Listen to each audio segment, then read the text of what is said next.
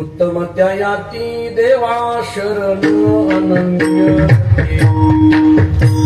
देवा शरण अनन्य देवा शरण अनन्य उत्तमत्यायाती देवा शरण अनन्य देवा शरण अनन्य देवा शरण अनन्य उत्तमत्यायाती देवा शरण अनन्य गति देवा शरण अनन्य गति देवा शरण अनन्य गति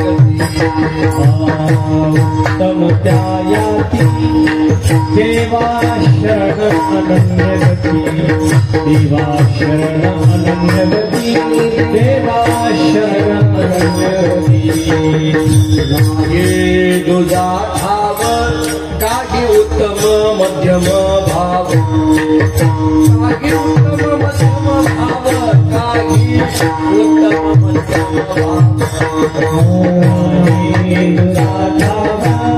काही उत्तम मध्यम भाव काही उत्तम मध्यम भाव काही उत्तम मध्यम भाव उमटते ठसे ब्रह्म प्राप्ति अंगी जिसे ब्रह्म प्राप्ति अंगी जिसे ब्रह्म प्राप्ति अंगी जिसे ब्रह्म प्राप्ति अंगी जिसे ब्रह्म प्राप्ति अंगी जिसे ब्रह्म प्राप्ति अंगी जिसे ये दुदा भाव काही उत्तम मध्यम भाव काही उत्तम मध्यम भाव काही उत्तम काही उत्तम मध्यम भाव काही उत्तम मध्यम भाव काही उत्तम मध्यम भाव भाविक विश्वासी तुका म्हणे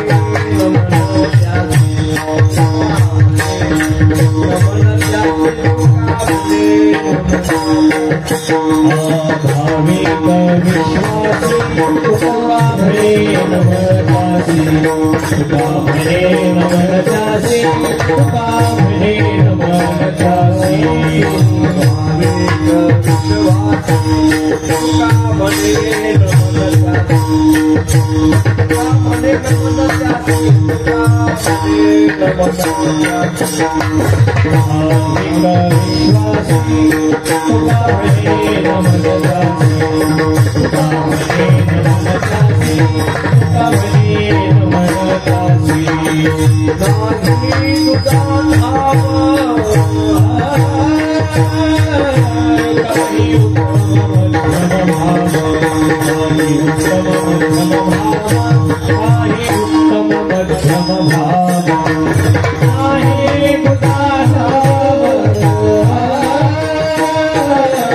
काही उत्तम मध्यम भाव काही उत्तम मध्यम भाव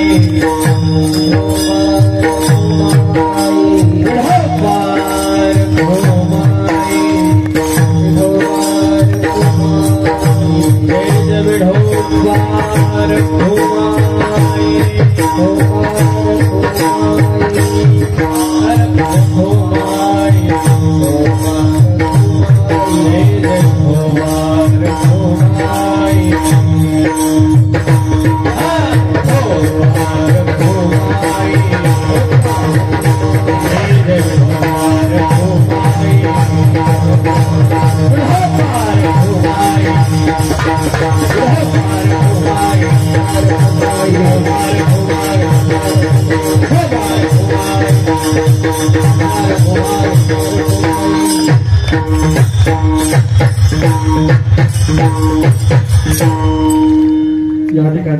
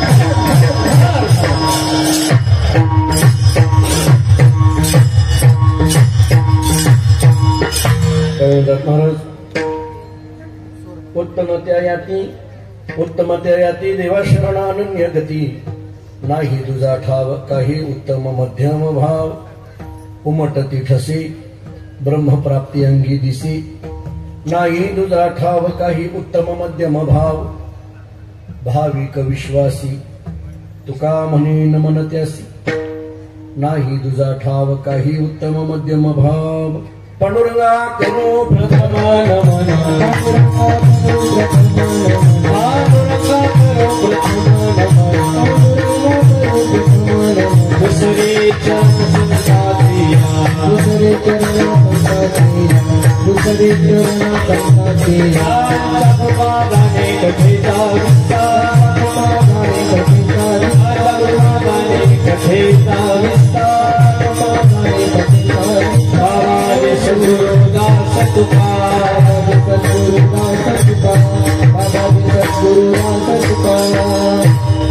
अनुरंगा करू प्रथम मन दुसरी चरण संताची त्यांच्या कृपादाने कथेचा विस्तारू बाबाजी सद्गुरुदास तुका मस्तक हे पायावरी या वारकरी संताची जीवनी पंढरी सारिखाची पुला धामणगाव केला वैकुंठाधिपती श्री विठ्ठल सखा सोयरा जोडीला जो का भक्त विरक्त भूतळवटी विख्यात हा बोधला त्या श्री संत सद्गुरुमान कोजी चरणी साष्टांग घातीला विढाला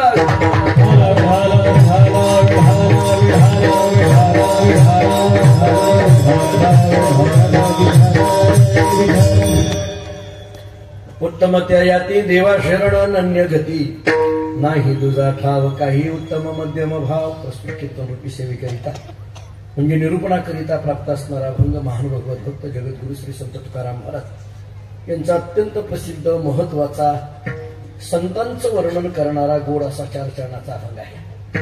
या अभंगातून जगद्गुरु श्री संत तुकाराम महाराज संतांचं वर्णन करतात असं म्हणा किंवा उत्तम कोणाला म्हणायचं याची काही लक्षणं महाराजांनी या अभंगामध्ये सांगितलेली आहेत। महाराज सांगतात त्यांना उत्तम म्हणा कोणाला देवा शरण अनन्य गती उत्तमत्या याती नाही तुझा ठाव काही उत्तम मध्यम भाव उत्तमत्या याती 2 उमटती ठसे ब्रह्मप्राप्ती अंगी दिसे उत्तमत्या याती 3 भाविक विश्वासी तुका म्हणे नमन त्यासी उत्तमत्या याती 4 थोडं विस्ताराने बोलायचं झालं तर देवाला अनन्य गतीने जे शरण गेले त्यांना उत्तम म्हणा 1 ज्यांच्या ठिकाणी कनिष्ठ मध्यम आणि उत्तम असा भेदच राहिला नाही त्यांना उत्तम म्हणा 2 ज्यांच्या ठिकाणी परमतत्वाच्या प्राप्तीची चिन्ह अंगावर उमटलेली दिसून येतात त्यांना उत्तम म्हणा 3 जे भाविक आहेत त्यांना उत्तम म्हणा 4 जे विश्वासी आहेत त्यांना उत्तम म्हणा 5 किंवा ज्यांना पाहिलं की नमन करावं वाटतं त्यांना उत्तम म्हणा 6 किंवा ज्यांना पाहिलं की मनच नमन होतं त्यांना उत्तम म्हणा 7 विठाला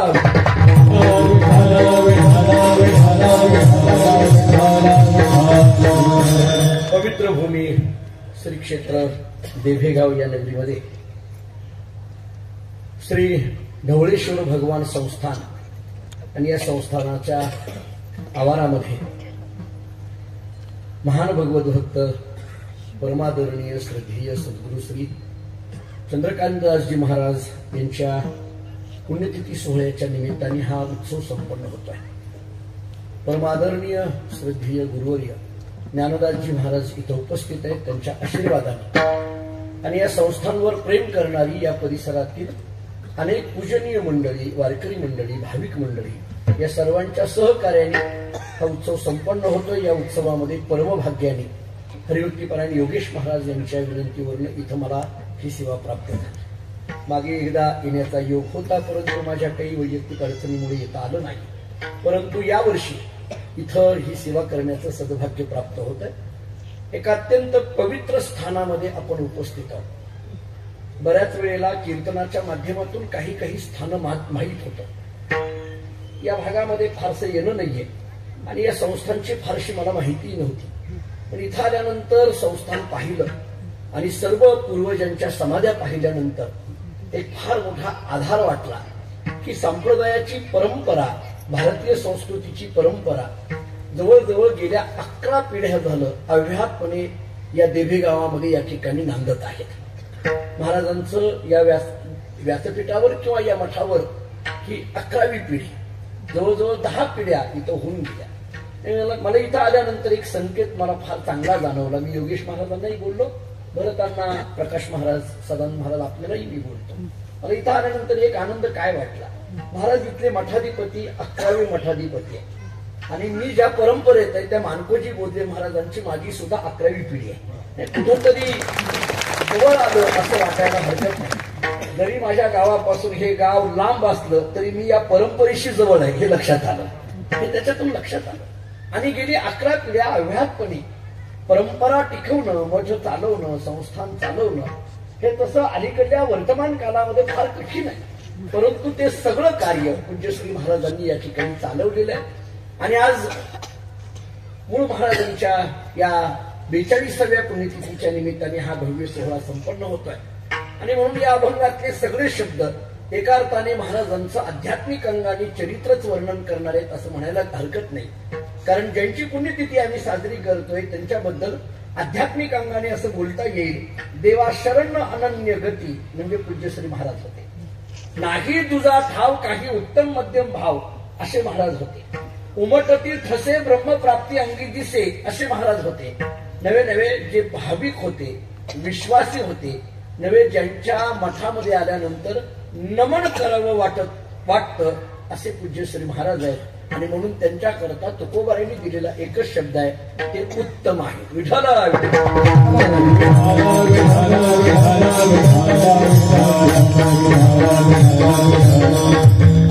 मराठीमध्ये या उत्तम शब्दाचा नेमकं काय अर्थ करायचा? बऱ्याच वेळेला उत्तम हा शब्द पर्यायी शब्दाच्या अनुषंगाने जर विचार केला तर उत्तम शब्दाला एक पर्यायी शब्द देता येईल श्रेष्ठ, किंवा आणखीन एक पर्यायी शब्द द्यायचा झाला तर चांगला. उत्तम म्हटलं काय, श्रेष्ठ म्हटलं काय, किंवा चांगला म्हटलं काय? आता मराठीमध्ये काही शब्दांची योजना करताना बऱ्याच वेळेला आपल्याकडे असं होऊन जातं की काही काही शब्द इतके सामर्थ्यवान आहेत पण कधी कधी ते शब्द चुकीच्या जागी लागल्यामुळे त्या शब्दांचं अवमूल्यन होत असलेलं आपल्याला दिसून येतं.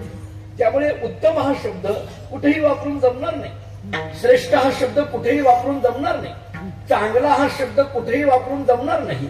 बहुतांशी आपल्याकडून अगदी स्पष्ट पद्धतीने कधी कधी काही काही शब्द इतक्या सहजगती आपण बोलून जातो की त्या शब्दांची योजना त्या स्थितीमध्ये आहे का नाही याचा सुद्धा आपण विचार करत नाही. हे मराठी भाषेमध्ये कशी अशी गंमत आहे. म्हणजे कृपा हा शब्द किती महत्वाचा आहे हे आपल्याला उदाहरण देतो. कृपा हा शब्द कुठे लागला जाईल? भगवंताची कृपा, संतांची कृपा, सद्गुरूंची कृपा, आई वडिलांची कृपा. उगी कीर्तनाला बसला, एकाकडे तंबाखू होती पण चुना नाही, दुसऱ्यांनी चुना दिला, बरं झालं तुझी कृपा. याला काय अर्थ आहे का? त्याला चुना लावलेला कळला नाही तुला, तो त्याला कृपा म्हणायला लागला. कृपा शब्दाचे हे अवमूल्यन नाहीये का? त्यामुळे कृपा शब्द आपल्याला कुठेही वापरून जमणार नाही. बहुतांशी आपल्याकडे तसं होतं. मी आपल्याला थोडं पुढलं बोलतो, मला उत्तम शब्द सांगायचा आहे पण त्याच्याकरता हे सगळा विस्तार करतो. मी आणखीन एक शब्द सांगतो. कीर्तन हा शब्द आपल्याकडे संप्रदायामध्ये तर किती महत्वाचा आहे. उलट आपल्याकडे नवविधा भक्तीमध्ये भगवंताच्या मुखातून किंवा प्रल्हादाच्या मुखातून आलेला जो श्लोक आहे, श्रवणम कीर्तनम विष्णू स्मरणम पादसेवनम अर्चनम वंदनम दास्यम सख्यम आत्मनिवेदनम, याच्यातला कीर्तन हा शब्द भक्तीच्या अनुषंगाने खूप महत्वाचा आहे. अहो जाऊ द्या, रोजचं प्रमाण देऊन जातो, अन्य साधनं आम्हाला देवाकडे घेऊन जातात, पण कीर्तन नावाचं साधन देवाला आपल्याकडे घेऊन येतं. कलियुगा माझी करावे कीर्तन, तेने नारायण देईल भेटी. कीर्तन हा शब्द किती महत्वाचा आहे.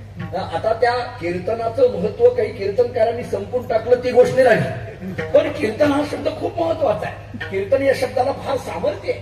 कीर्तन ही भक्तीच्या अनुषंगाने काय आहे, पूर्वी तुम्ही जुनी मंडळी असतील त्यांना माहित असेल, पूर्वी कीर्तन सेवा असं लिहिलं जायचं. तुम्ही जुन्या पत्रिका पाहिल्या का बघा, मुळात पत्रिका नसायच्या, आणि असतील तर कीर्तन सेवा, प्रवचन सेवा, मृदंग सेवा, भजन सेवा, अन्नदान सेवा. आता कीर्तन सेवा असा शब्द नाही, कीर्तनकार. पत्रिकेत शब्द काय, कीर्तनकार. वैकुंठवासी जगन्नाथांना असं म्हणायचे, बहुतेक हा कार मध्ये यायला लागला, कीर्तनकार असं म्हणायचे, कीर्तनकार. पण कीर्तन हा शब्द खूप महत्वाचा.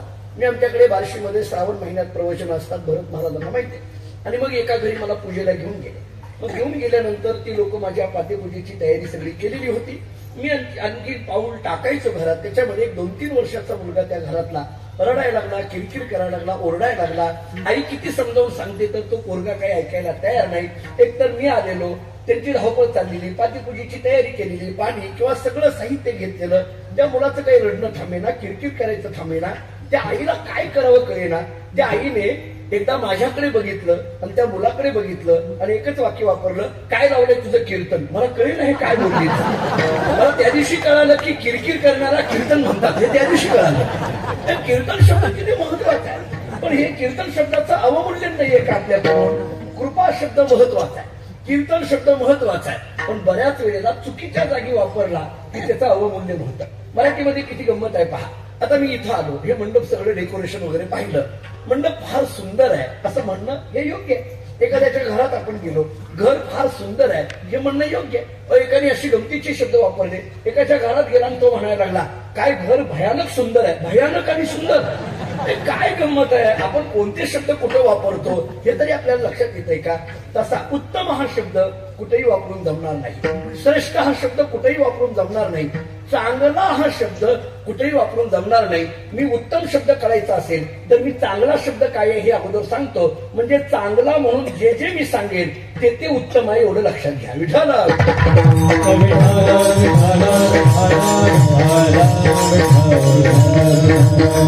तुम्ही चांगला शब्द कुठं कुठं लावता येईल, चांगल्या शब्दाचा नेमका अर्थ काय करता येईल. हा चांगला शब्द काय आहे, पाश्चात्य तत्वज्ञानामध्ये एक मूळ नावाचा तत्ववेत्ता होऊन गेला.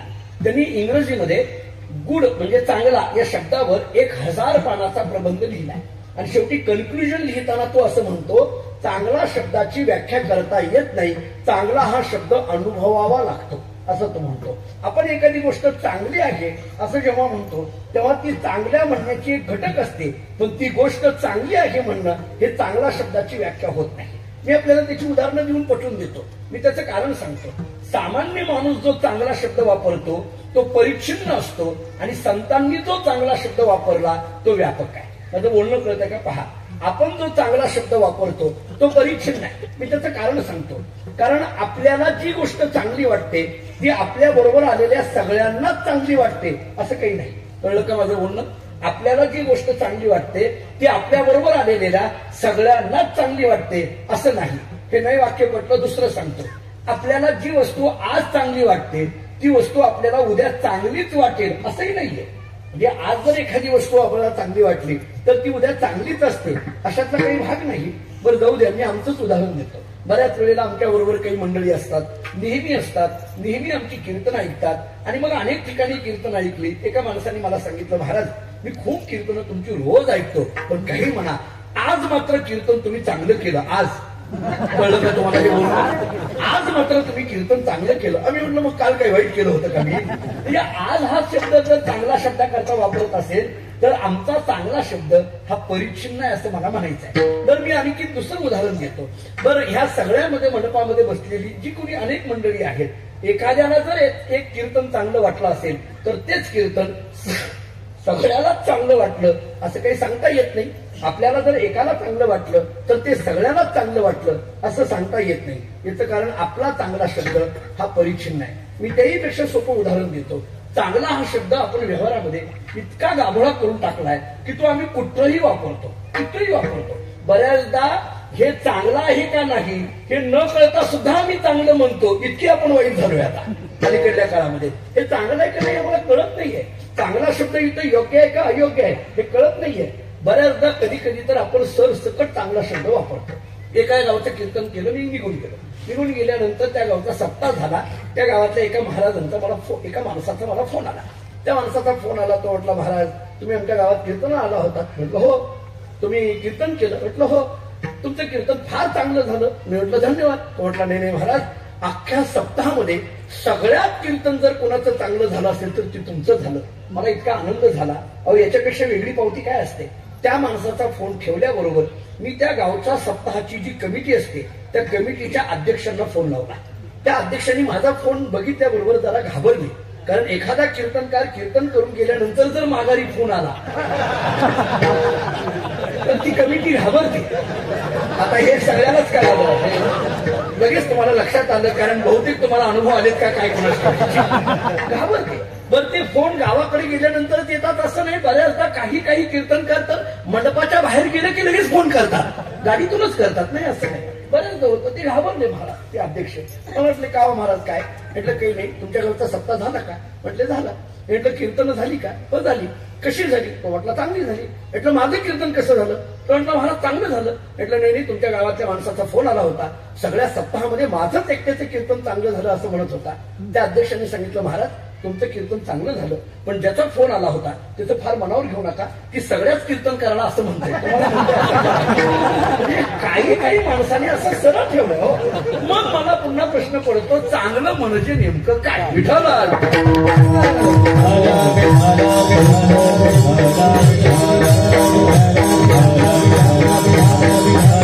त्यामुळे चांगला हा शब्द परिच्छिन्न असेल तर तो चांगला शब्दाची खरी व्याख्या होऊ शकत नाही. म्हणून ज्ञानोबा तुकोबारांना अभिप्रेत असलेला चांगला शब्द हा व्यापक आहे. संतांनी चांगला शब्द वापरला कुठं? नाम चांगले माझे कंठी राहो भरी, किंवा कीर्तन चांग कीर्तन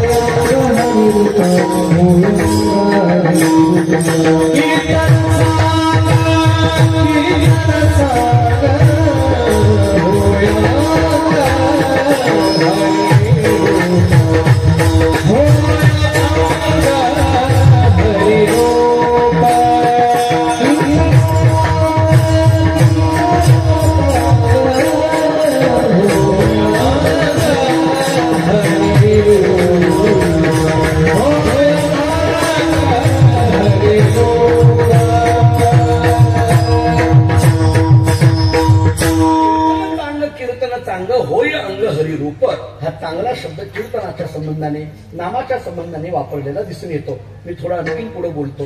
चांगला किंवा उत्तम हा शब्द कृतीवर अवलंबून नाही, वृत्तीवर अवलंबून आहे. थोडं तत्वज्ञान आहे का? चांगला हा शब्द कृतीवर अवलंबून नाहीये, चांगला हा शब्द वृत्तीवर अवलंबून आहे. दोन वाक्य सांगतो. काहींची कर्म चांगली असतात पण त्याच्या पाठीमागच्या भावना चांगल्या नसतात, आणि काहींची कर्म चांगली नसतात पण त्याच्या पाठीमागच्या भावना चांगल्या असतात. मी आपल्याला दुसरी काही त्याची उदाहरणं देऊन पुढे जातो. काहींची कर्म चांगली आहेत हो, पण त्याच्या पाठीमागच्या भावना चांगल्या नाहीत, आणि काहींची कर्म जरी चांगली नसली तरी त्याच्या पाठीमागच्या भावना चांगल्या. मी भक्तिविजयातलं एकच नाव घेतो. भक्तिविजय जर आपण वाचत असाल, मी तर थोडं असं म्हणेन, वारकरी म्हणून जेव्हा आपण वारकरी संप्रदायात येतो तेव्हा भक्तिविजय नावाचा एक तरी ग्रंथ कमीत कमी वाचला पाहिजे. आपण वाचला पाहिजे. मग पुढे ज्ञानेश्वरी आहे, मग पुढे गाथा आहे. भक्तिविजयामध्ये संतांची चरित्र वाचा. सदन कसाईचं चरित्र एक वाचून घ्या.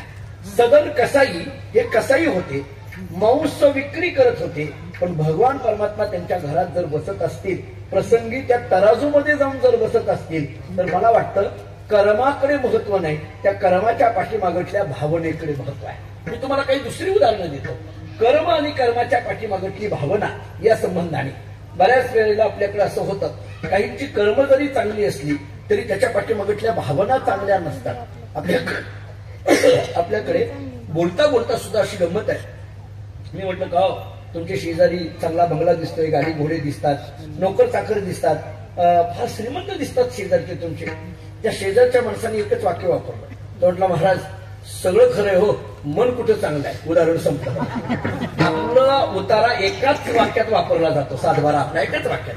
मन कुठं चांगलं आहे याचा अर्थ त्याच्या बहिरंगाकडे बघितलं नाही, त्याच्या स्वभावाकडे, त्याच्या वृत्तीकडे पाहिलं. त्यामुळे वृत्ती काय आहे, आपल्या मनातली भावना काय आहे, आपल्याला हे जर सगळं जरा वेगळं वाटत असेल तर मी तुम्हाला एक दुसरा दाखला देतो.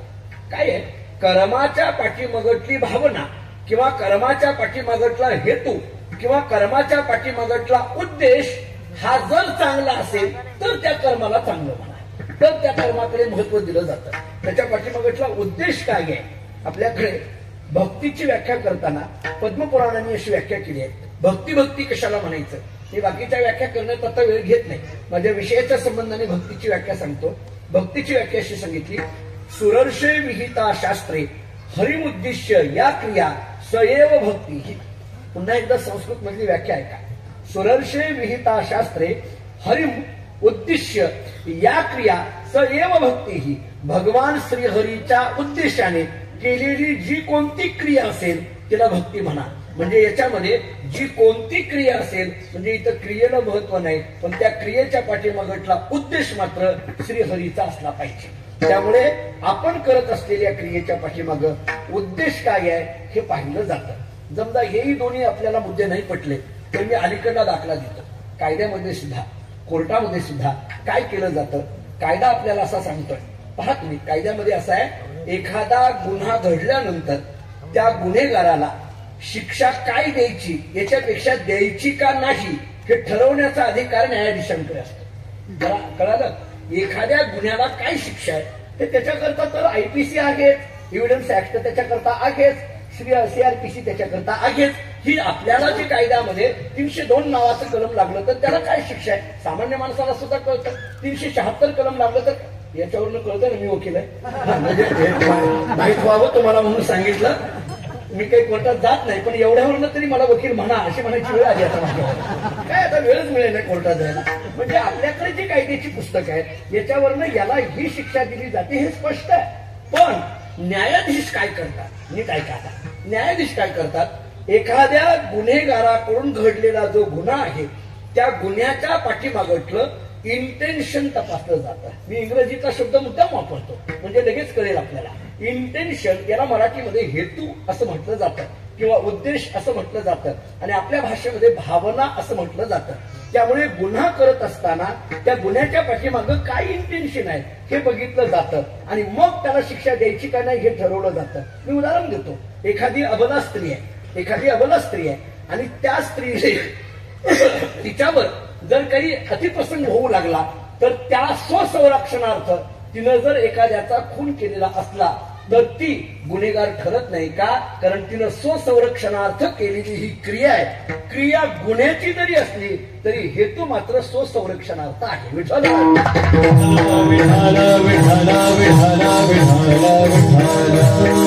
याचा अर्थ काय झाला, इंटेन्शन बघितलं जातं. याचा अर्थ काय झाला, हेतू पाहिला जातो. याचा अर्थ काय झाला, उद्देश पाहिला जातो. याचा अर्थ काय झाला, भावना पाहिली जाते.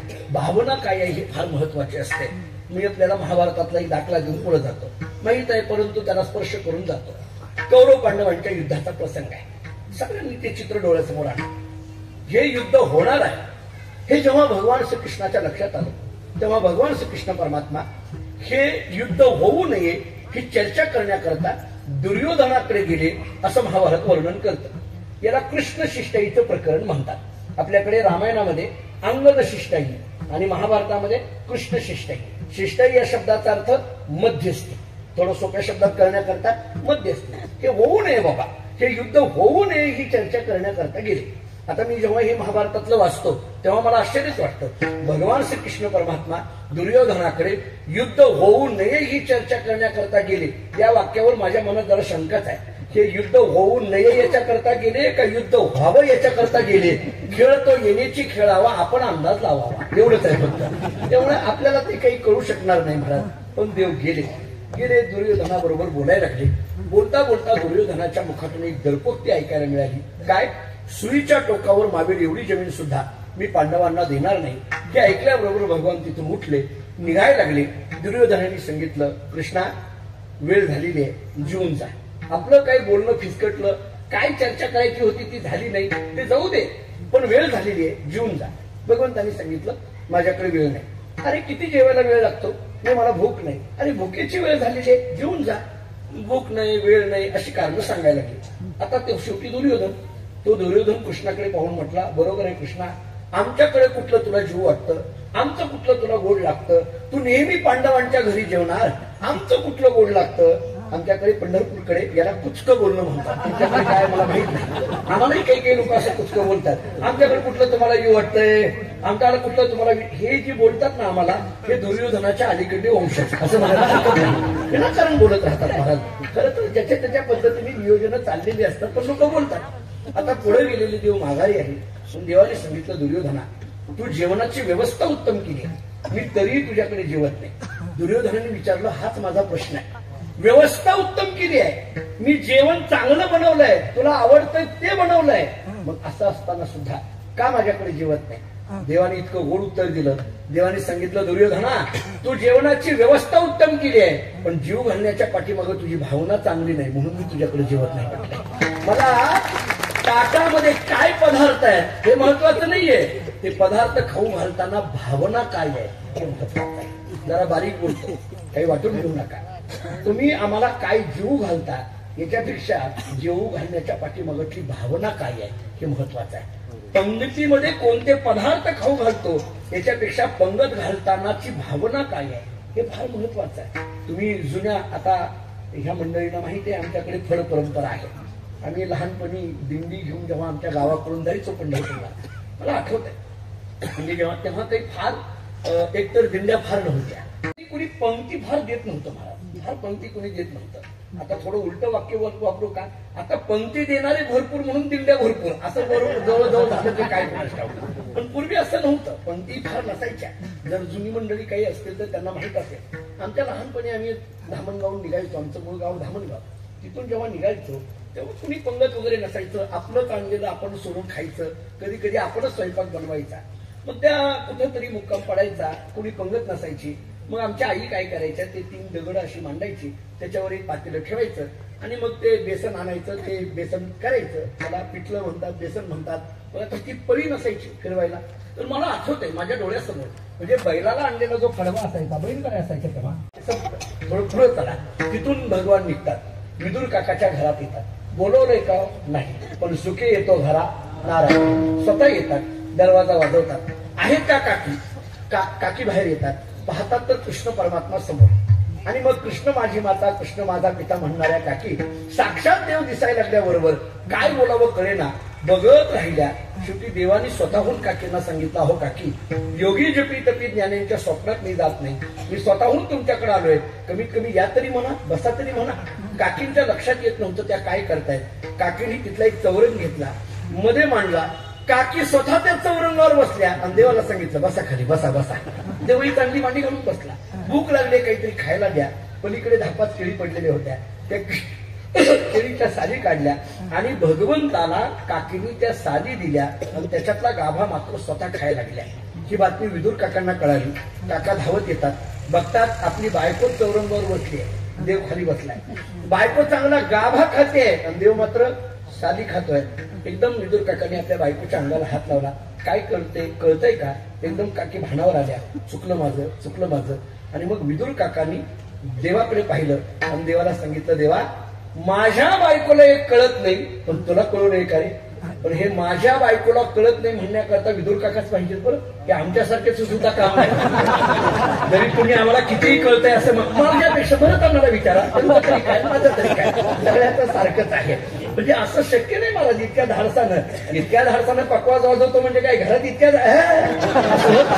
असं होत नसतंय महाराज. ते महाराज लोकांचंच होत नाही तर त्यांचं काय असं नसतंय. पण त्याला विदुर काका पाहिजे. काकांनी इतक्या धाडसाने सांगितलं, का रे देवा, माझ्या बायकोला कळत नाही, तुला कळू नये का? देवाने विचारलं, काय करायचंय काका, आता पुढचं नीट आहे का?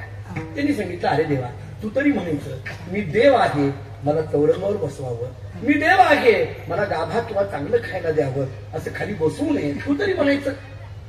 देवाने इतकं गोड विचारलं काकांना. काका, मी सांगायला पाहिजे होतं आणि काकीने ऐकायला पाहिजे होतं, असं तुमचं म्हणणं आहे ना? भगवान विदुर काकांना विचारतात, काका, सांगण्याकरता आणि ऐकण्याकरता किती जण लागतात? म्हटले दोघं, एक सांगणारा आणि एक ऐकणारा.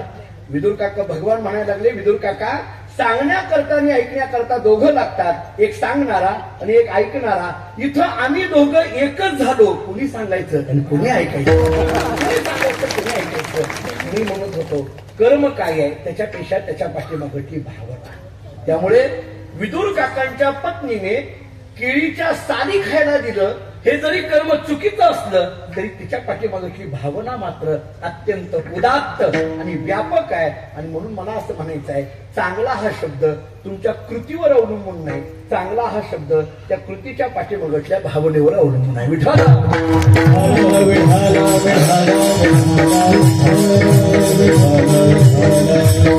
संतांच्या संबंधाने जो चांगला शब्द वापरला जातो त्यांच्या ठिकाणी असलेल्या सद्गुणांच्या संबंधाने वापरला जातो.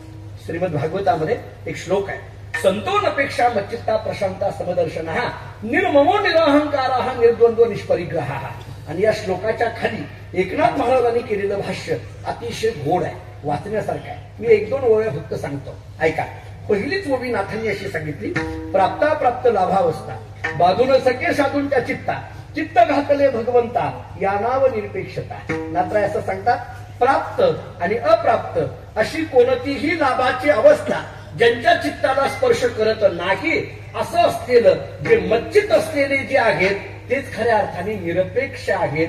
ही भाषा नात्र आहे, म्हणजेच भगवान श्रीकृष्ण परमात्मा उद्धवाला सांगतात, उद्धवा, प्राप्त आणि अप्राप्तीच्या पलीकडे पोहोचणं हे त्या महात्म्यांचं वर्णन आहे. महात्मा कुणाला म्हणायचं, चांगला कुणाला म्हणायचं, उत्तम कुणाला म्हणायचं, तर प्राप्त आणि अप्राप्तीच्या पलीकडे पोहोचणं. नाही कळालं थोडं पुढचं बोलतो, लाभ आणि अलाभाच्या पलीकडे पोहोचणं. नाही कळालं याच्यापेक्षा सोपं बोलतो, सुख आणि दुःखाच्या पलीकडे पोहोचणं. आणि याही पेक्षा सोपं बोलायचं झालं तर द्वंद्वाच्या पलीकडे पोहोचणं. महाराजांचे शब्द आहेत, जे ही द्वंद्वादी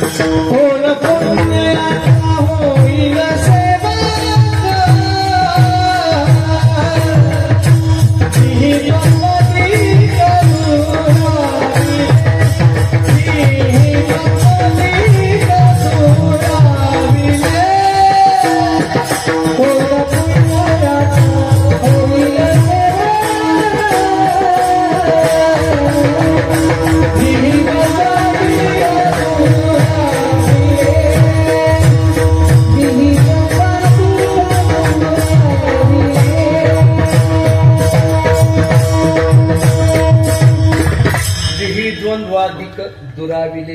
महाराज सांगतात, कोण पुण्य यांचा होईन सेवक. कोण पुण्य यांचा, पण यांचा म्हणजे कोणाचा?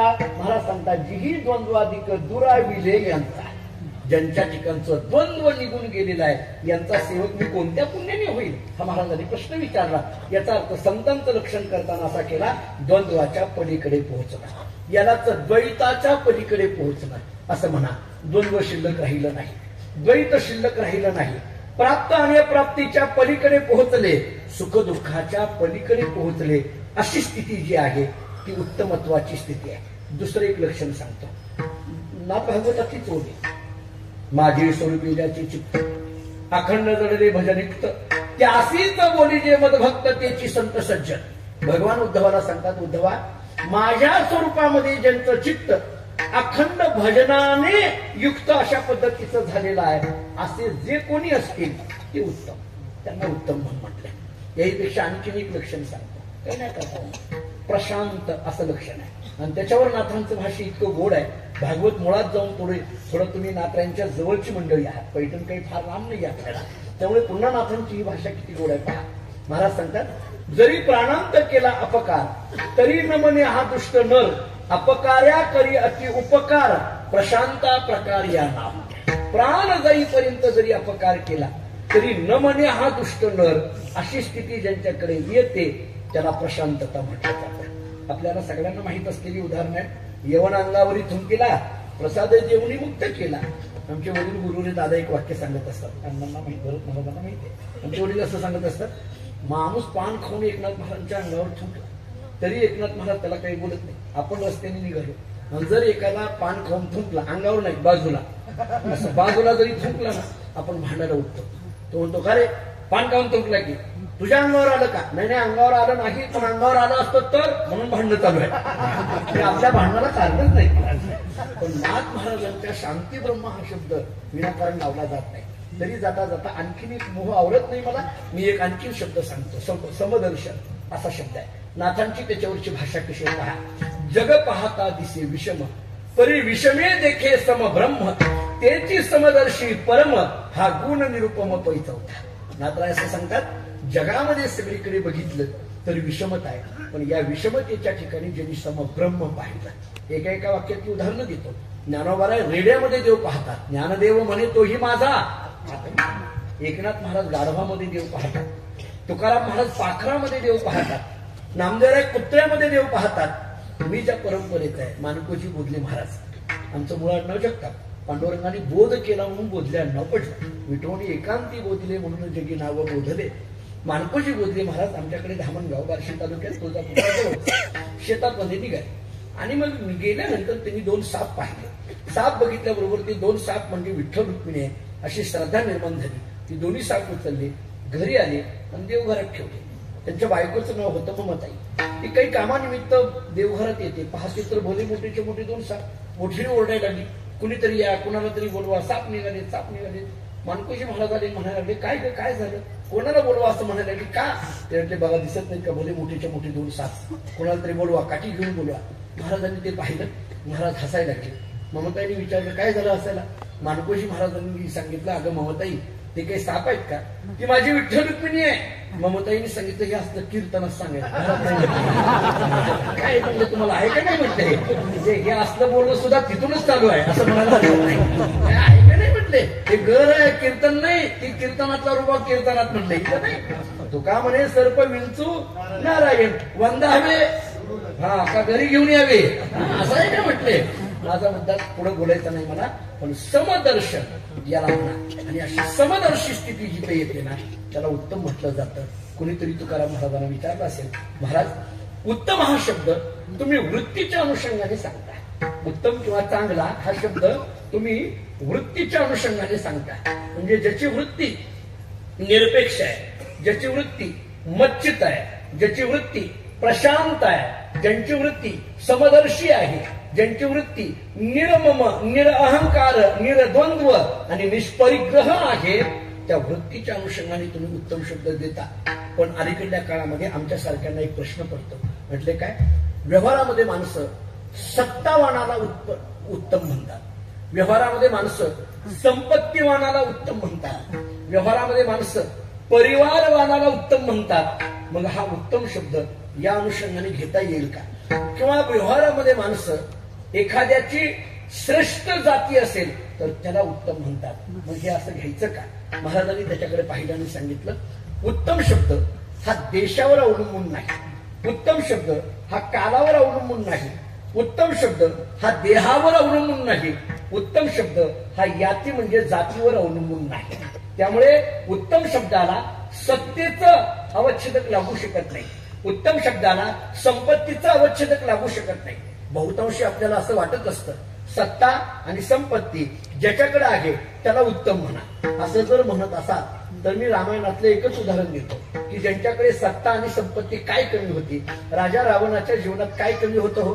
सत्ता तरी कमी होती का संपत्ती तरी कमी होती, पण त्याचं नाव उत्तम यादीमध्ये कुठेतरी आलंय असं दिसून येतं का? याचा अर्थ उत्तम शब्द हा सत्ता आणि संपत्तीच्या अनुषंगाने वापरला जात नाही. थोडं स्पष्ट बोलतो, पण व्यवहारातला महत्वाचा सिद्धांत आहे. सत्ता आणि संपत्ती आली म्हणजे उत्तमत्व येतं असं होत नाही. हा एखाद्या वेळेस असं होईल. आमचे गुरुजी, मी ज्यांच्याकडे अभ्यास केला, गुरुवर्य भाऊ मुमुक्षु पाठशाळेमध्ये आम्ही त्यांच्याकडे अभ्यास केला. ते फार गोड बोलायचे, थोडे स्पष्ट वक्ते होते. गुरुवर्य गुरुनाम गुरु रंगनाथ महाराज परभणीकर गुरुजींचे ते शिष्य होते.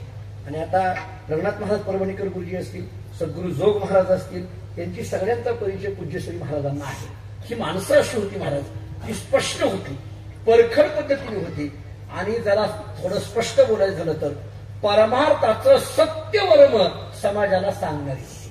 कारण तिथं भेडभाड नव्हती महाराज, भेडभाड नव्हती. आम्ही जुन्या काळातल्या काही फडकऱ्यांना बघितलं, आता यांना माहित आहे, फडकऱ्यांना पाहिलं, जर एखाद्याचा टाळ चुकला तर ते असं ओरडून म्हणाले, हे नीट टाळ वाजव. आता आम्हाला तसं म्हणता येत नाही. आम्ही जर म्हटलं हे नीट टाळ वाजव, ती टाळ ठेवते निघून जाते, कुणी वाजवायचं. त्यामुळे आता अवघड आहे. बरं, आपण जर एखाद्याला काही एखाद्या जनसंयोजक आहे त्याला काय बोलावं तर ती पुन्हा तारीख देत नाही. हे काय गोंधळ आहे. इतकं गोंधळ होऊन बसला आता आमच्याकडे. कुणाला याचं पाणी लाव, त्याला पाणी लाव, हे कर ते कर, असं करणं गोंधळ झालाय. पूर्वी असं काही नव्हतं महाराज. पूर्वी तारखा घेताना सुद्धा प्रत्यक्ष भेटून तारखा घेतल्या जायच्या. जुना काळ आठवते का बघा तुम्हाला. हे फोन वगैरे तर नव्हतेच, पण जरी नंतरच्या काळात लँडलाईनचे फोन आले तरी फोनवर तारीख दिली जायची नाही, प्रत्यक्ष भेटून. त्यामुळे काय व्हायचं, त्या लोकांना लक्षात यायचं की आपण कोणत्या महाराजांना तारीख दिली आहे, आणि त्या महाराजांच्या लक्षात यायचं की आपल्याला कोणत्या गावी जायचंय. आता आम्हाला कळत नाही कुणी फोन केलाय आणि त्यांना कळत नाही कोणाला लागलाय. काही नसतं येत आहे. हे फार अवघड झालंय सगळं हे.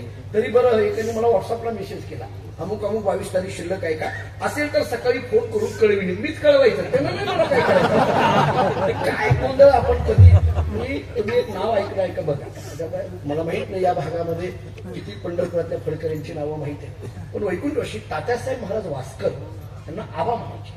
आणि त्यांच्याजवळ काही काळ राहिले, बघितलं, आमच्या घराच्या जवळ त्यांचा मठ होता. ते फार महाराज विश्वाचारी होते, संप्रदायात फार कडक होते. मला आठवतं मी एकदा त्यांच्याजवळ बसलो, तर एक मनुष्य तारीख घ्यायला आला. त्यांनी सांगितलं, बाबा हा 5वा दिवस तुमची कीर्तनाची तारीख पाहिजे, द्या. त्यांनी काय विचारलं त्याला, 4था दिवस कोणाचा आहे, म्हणजे आदल्या दिवशी कोणाचं कीर्तन आहे. सांगितलं अमुक अमुक महाराजांचा. परत विचारलं 6व्या दिवशी कोणाचं कीर्तन. त्यांनी सांगितलं अमुक अमुक महाराजांचा. मी आपल्या जवळ होतो. मी म्हटलं, बाबा तुमच्याकडे डायरीत बघायचं, 5वा दिवस रिकामा असेल तर द्यायचं, पण आजच्या दिवशी कोण आहे, नंतर कोण आहे, काय विचारायची गरज आहे. मला त्यांनी सांगितलं तुला कळत नाही. हे तेव्हापासून आहे बरं माझ्या बाबतीत. तुला कळत नाही, ह्याच्यात काय करायचंय. पाहता काही जुन्या माणसांच्या शब्दाचे अर्थ काय लावायचे असतात मला माहित नाही, पण अण्णा त्यांनी असं एक वाक्य वापरलं. ते म्हटले अगोदर कोण आहे हेही बघितलं पाहिजे आणि नंतर कोण आहे हेही पाहिलं पाहिजे. मी म्हटलं का.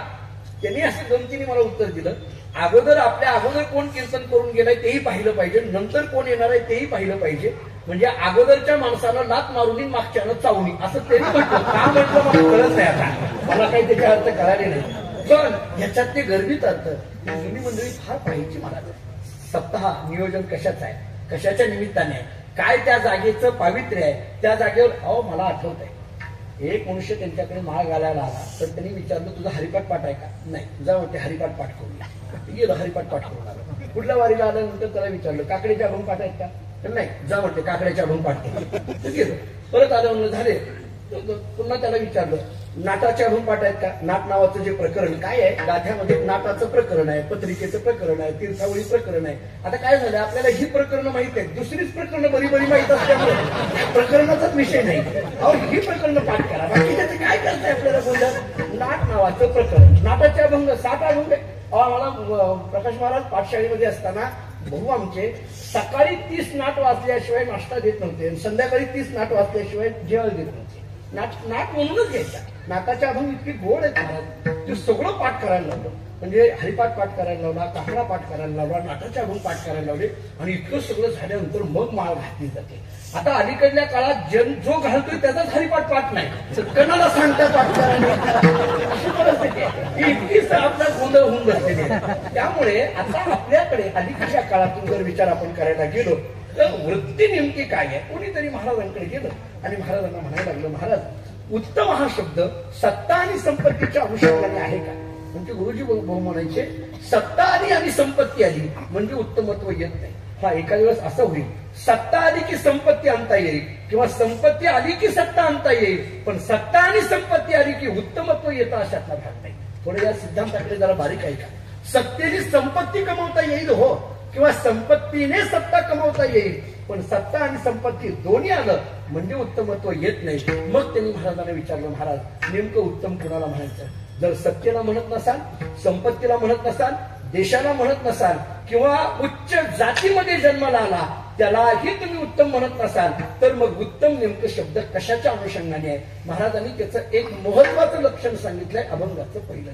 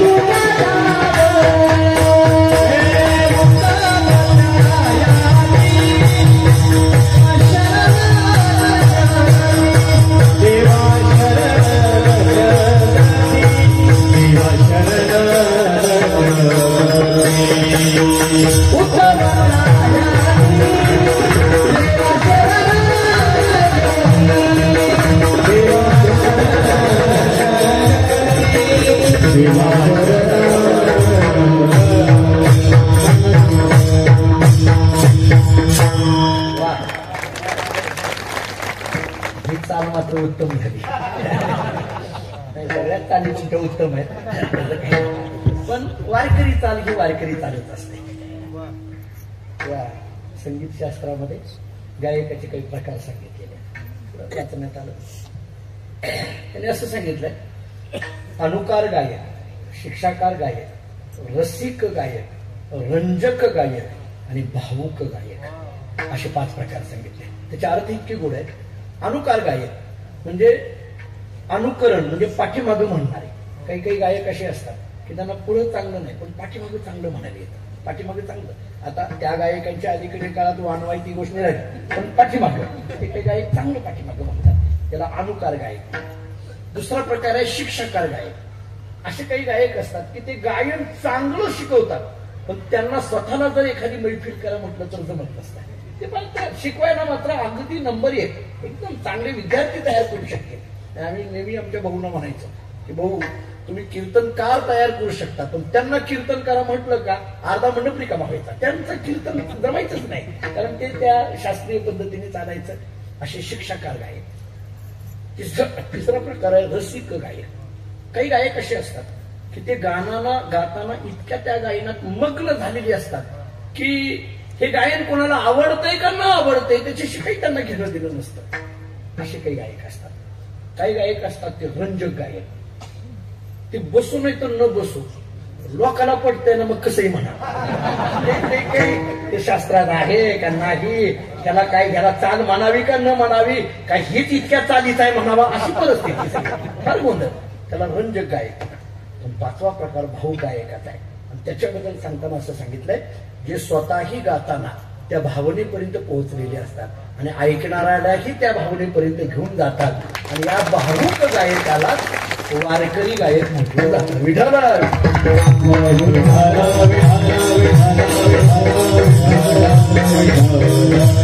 मला सांगतात त्यांना उत्तम म्हणा.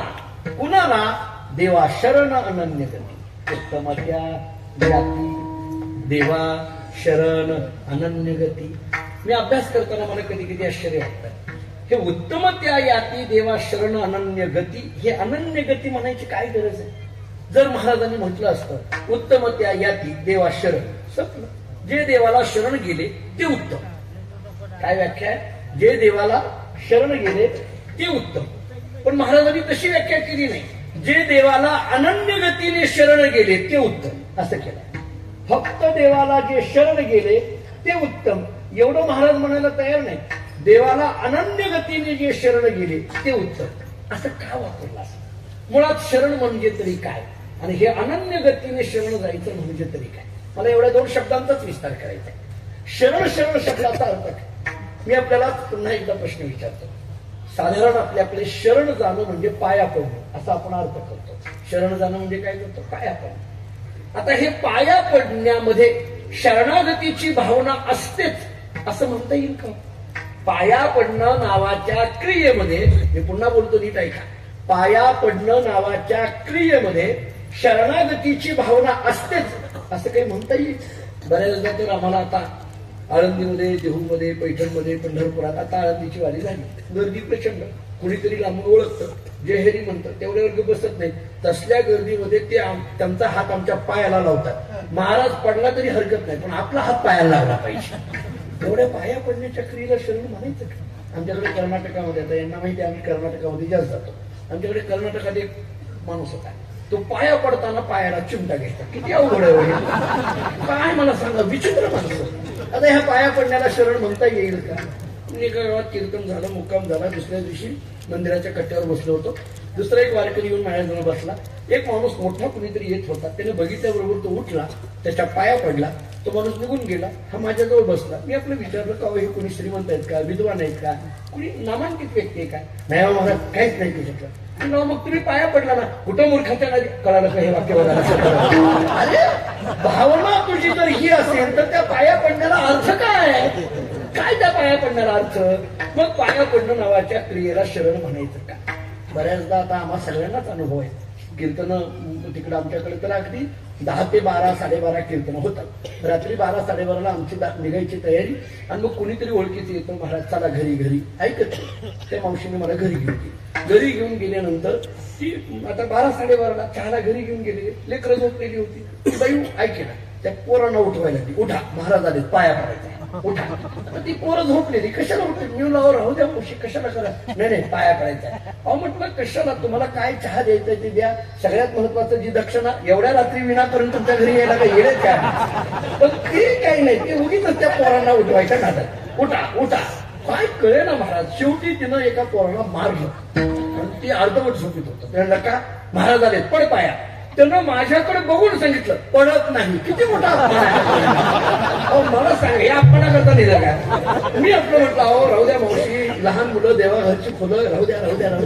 तेवढं ती बाई बसली नाही. ती बाई म्हटली, नाही महाराज, हा सगळ्यांच्या पाया पडतो, तुमचंच कसं काय पडणार? किती मोठा अपमान आहे. काय मला कळत नाही लोकांच्या कधी का गोंधळ घालतात घरी आम्हाला भेटणार. तेवढं बसली ती बाई. तिला काय केलं, त्या पोराचं मुडकं असं पकडलं, माझ्या पायावर असं लक्षात घातलं मग तिला सगळ्यात बरं वाटलं. पण पुढचं गंमत सांगू, या सगळ्या गोंधळात ही बाई मात्र पाया पडली नाही. हे किती विशेष आहे. काय गोंधळ आहे बघा. मला सांगा, पाया कुणी पडलं पाहिजे, त्याला कळतंय केलं काय त्याला विचारायला. अहो त्या गोंधळाच्या पलीकडे नाही ते लेकरू, त्याला पाया पडणं महत्वाचं नाही, पाया आपण पडणं महत्वाचं आहे. पाया पडणं नावाच्या क्रियेच्या पाठीमागची भावना काय आहे हे लक्षात घ्या. म्हणून फक्त पाया पडणं याला शरण म्हणता येत नाही. मग शरण म्हणजे काय, मी ज्ञानेश्वरी सांगतो ऐका. इतकी गोड ओवी आहे ज्ञानेश्वरीमध्ये. मी तर असं म्हणतो, नेहमीच बोलतो, पूज्यश्री महाराज इथं आहेत, जे आम्हाला पाहिजे ते ज्ञानेश्वरीत आहे. फक्त ज्ञानेश्वरी आपण अभ्यासली पाहिजे. ज्ञानोबाला इतकी गोड व्याख्या सांगतात. भगवान अर्जुनाला सांगतात, अर्जुना पै आपुलेने भिदेविन माझे जाणीचे जे एकपण तयाची नाव शरण मज येणे. शरण शब्दाची व्याख्या सांगताना भगवान सांगतात, अर्जुना आपुलेने भेदेविन माझे जाणीचे जे एकपण, आपल्या ठिकाणचा भेद निवृत्त होऊन माझ्याशी एकरूप होणं याला शरण म्हटलं जातं. समजा ही ओवी फारशी नाही कळाली तर त्याच ओवीच्या खालची ओवी दृष्टांताची तेवढी वाचा. तो दृष्टांत असा दिला, घटाचे नाशे गगनी गगन प्रवेशे जैसे. मी आपल्याला वेदांतातला एक विचार सांगतो. घटाचे नाशे, घट, घट माहिती आहे आपल्याला, घट म्हणा, मडकं म्हणा, सोप्या शब्दात, किंवा गाडगं म्हणा. घट माहिती आहे ना, मडकं माहिती आहे ना. मी गमतीने सांगत असतो, मडकं माहीतच असलं पाहिजे, शेवटी त्याच्याशिवाय कुणी नाही. मडकं माहीत पाहिजे आपल्याला. आता हे जे मडकं आहे का नाही, तुम्ही कोणताही वेदांताचा ग्रंथ घ्या, विचारसागर घ्या, वृत्तीप्रवाह घ्या, पंचदशी घ्या, ब्रह्मसूत्र घ्या, न्याय सिद्धांत मुक्तावली घ्या, कोणताही ग्रंथ घ्या, घट पट घट पट हे शब्द येतातच. पट म्हणजे कपडा आणि घट म्हणजे मडकं. मग आता ती कारण कार्याच्या संबंधाने, मडक्याचं कारण काय, माती, ते उपादान कारण काय, निमित्त कारण काय, सगळी कारण परंपरा वेदांताने मांडते. आता हे जे घट आहे का नाही, हे जे मडकं आहे का नाही, त्या घटात असलेली जी मोकळी जागा, ज्याला पोकळी म्हटलं जातं, त्यालाच आपल्याकडे आकाश असं म्हटलं जातं. बरोबर आहे. ही जी मोकळी जागा आहे त्याला आकाश म्हणा. त्या घटामधलं असलेलं जे आकाश आहे त्याचं नाव आहे घटाकाश. घटात असलेलं जे आकाश आहे त्याचं नाव काय, घटाकाश. आता थोडं पुढलं बोलतो. बाहेर जे आकाश आहे की ज्याला उपाधी नाहीये, इथं घट नावाची उपाधी आहे पण बाहेर कसली उपाधी नाहीये, ते उपाधी नाही असं जे आकाश आहे त्याला महाकाश म्हणा. त्याला काय, महाकाश. आणि घटात असलेला आकाश घटाकाश. आता थोडं पुढलं बोलतो. घटात आकाश आहे आणि घटाच्या बाहेरही आकाश आहे. ऐका नीट, घट मला सांगायचं आहे शरण. किती गोड दृष्टांत दिलाय ज्ञानोबारांनी. घटामध्ये आकाश आहे आणि घटाच्या बाहेरही आकाश आहे. आता ते घट फोडला, ते काही काठी घेत ते हाताने फोडला. घटाचे नाशे ज्ञानोबा बोलतात. घट फुटला. आता घट फुटल्यानंतर घटात असलेलं आकाश हे बाहेरच्या आकाशात जाऊन मिसळलं असं म्हणता येईल का? मिसळलं असं म्हणता येईल का? कारण का म्हणता येणार नाही? अहो, मिसळण्याकरता ती आकाश दोन पाहिजेत ना. मिसळण्याकरता ती आकाश दोन पाहिजेत ना. आकाश दोन नाहीयेत, आकाश एकच आहे. फक्त घट नावाच्या उपाधीमुळे त्याला घटाकाश हे नाव आहे. एरवी आकाश आकाशच आहे, त्याला मिसळणं म्हणायचा विषय येत नाही. घट नावाची उपाधी काढली की त्याला मिसळणं सुद्धा म्हणायची गरज नाही, ते एकरूपच आहे. जरा थोडं पुढं बोलू वेदांताच्या दृष्टीने. जीव हा ब्रह्मस्वरूपच आहे. तो का म्हणे कैची जीव, कोठे जीव निराळा, किंवा एक हरी आत्मा जीव शिव समा, वाया तू दुर्गमा न घाली मन, अहम ब्रह्म. मूळची संचिले जैसे तैसे, मूळची संचिले जैसे तैसे, मूळची संचिले जैसे तैसे, मूळची संचिले जैसे तैसे. जीव शिव दोन्ही एक रूप झाले, जीव दोन्ही एक रूप झाले. मूळची संचिले जैसे तैसे, मूळची संचिले जैसे तैसे, मूळची संचिले जैसे तैसे, मूळची संचिले जैसे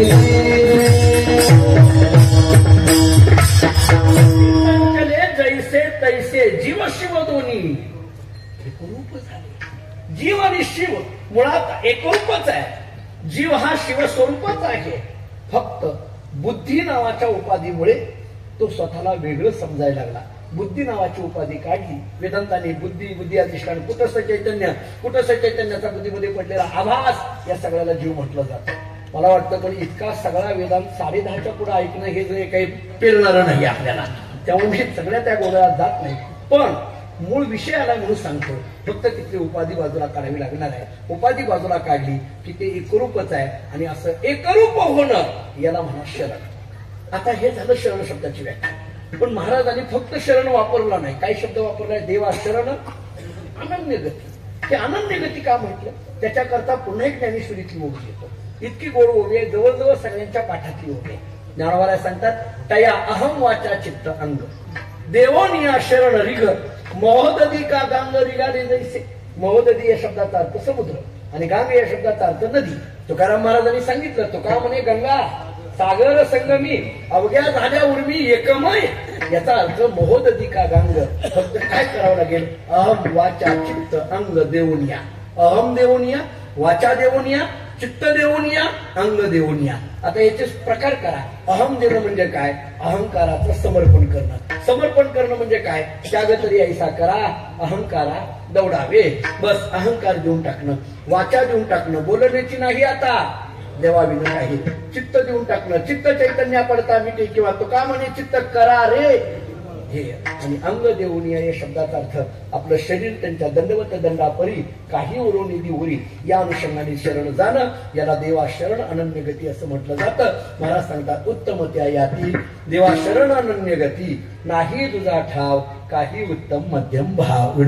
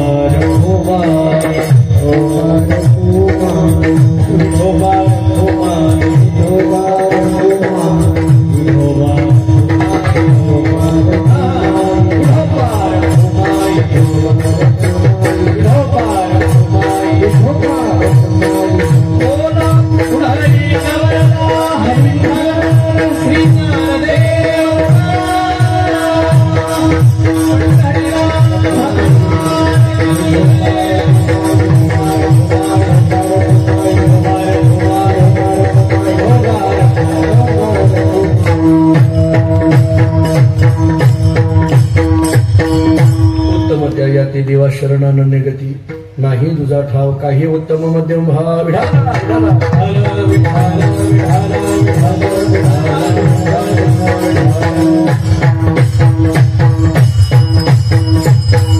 या बंधाचा विचार करताना पहिल्या चरणाचा विचार आतापर्यंत आपण करून आलो. उत्तम म्हणजे काय कळालं, देवा शरण म्हणजे काय कळालं, आणि अनन्य गतीने शरण जाणं म्हणजे काय कळालं. एकदा अनन्य गतीने देवाला शरण गेला की तिथं कसलाही भेद राहिला नाही. नाही तुझा ठाव काही उत्तम मध्यम भाव. तिथं कसलाही कनिष्ठ मध्यम आणि उत्तम असा कसलाही भेद राहिला नाही.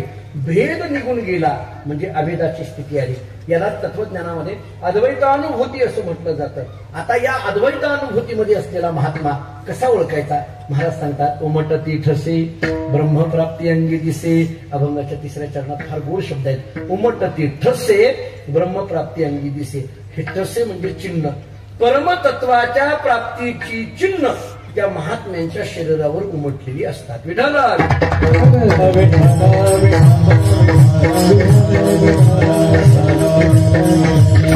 आता प्रश्न असा की ती चिन्ह कोणती? आपल्याकडे वारकरी म्हणून घेण्याकरता किंवा वारकरी असण्याकरता काही चिन्ह सांगितली.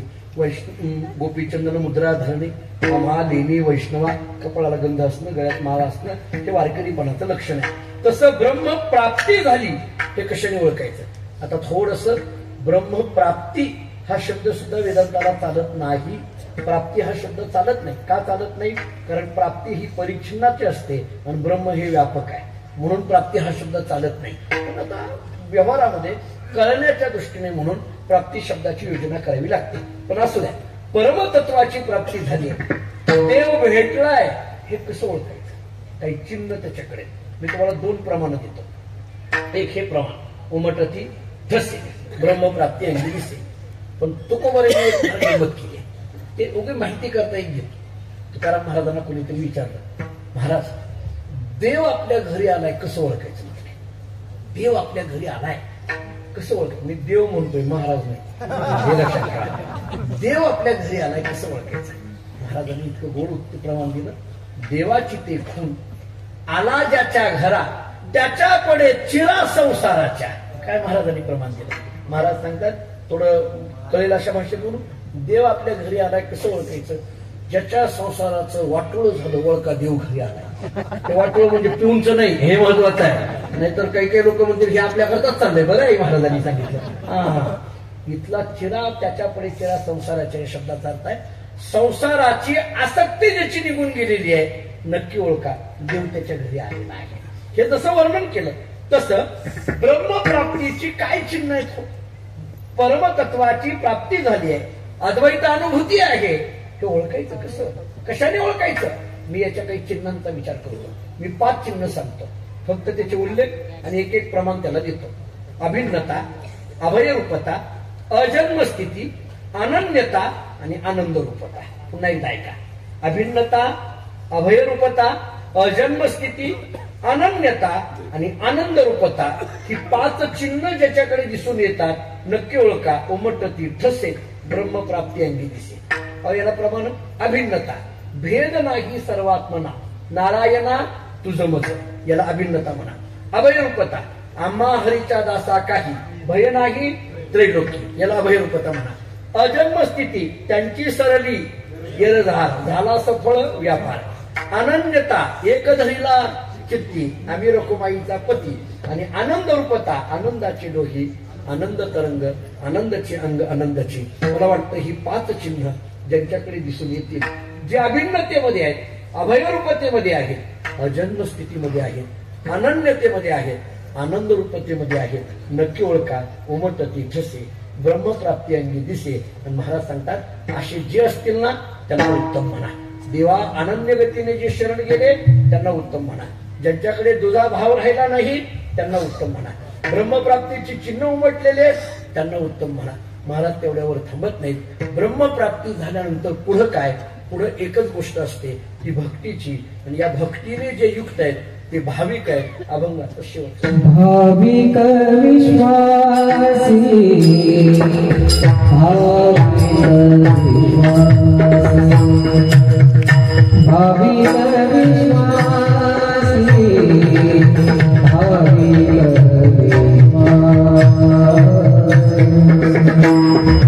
भाविक विश्वासी, भाविक विश्वास, भाविक विश्वासी, भाविक विश्वास, भाविक विश्वासी, भाविक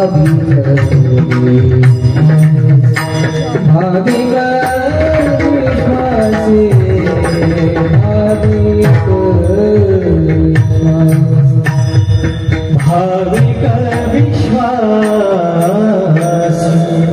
भाविक विश्वास, भाविक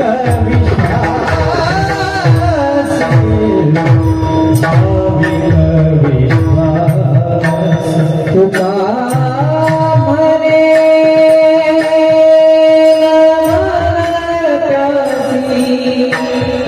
तुका म्हणे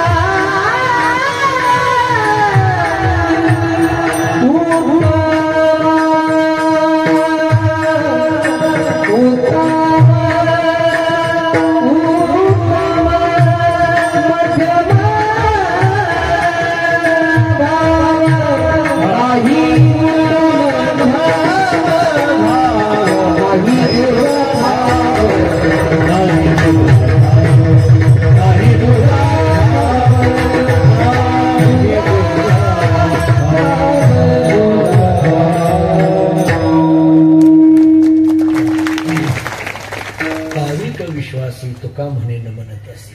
अभंगाच्या शेवटच्या चरणामध्ये महाराज सांगतात उत्तम कुणाला म्हणायचं? जे भाविक आहेत, जे विश्वासी आहेत, तेव्हा ज्यांना पाहिलं की नमन करावं वाटतं त्यांना उत्तम म्हणायचं. भाविक या शब्दाचा अर्थ जे भावाने युक्त आहेत त्यांना भाविक म्हणा. विश्वासी शब्दाचा अर्थ मी 2-3 अर्थ सांगतो. ज्यांच्यावर जगाचा विश्वास आहे त्यांना विश्वासी म्हणा, एक. किंवा ज्यांचा देवावर विश्वास आहे त्यांना विश्वासी म्हणा, 2.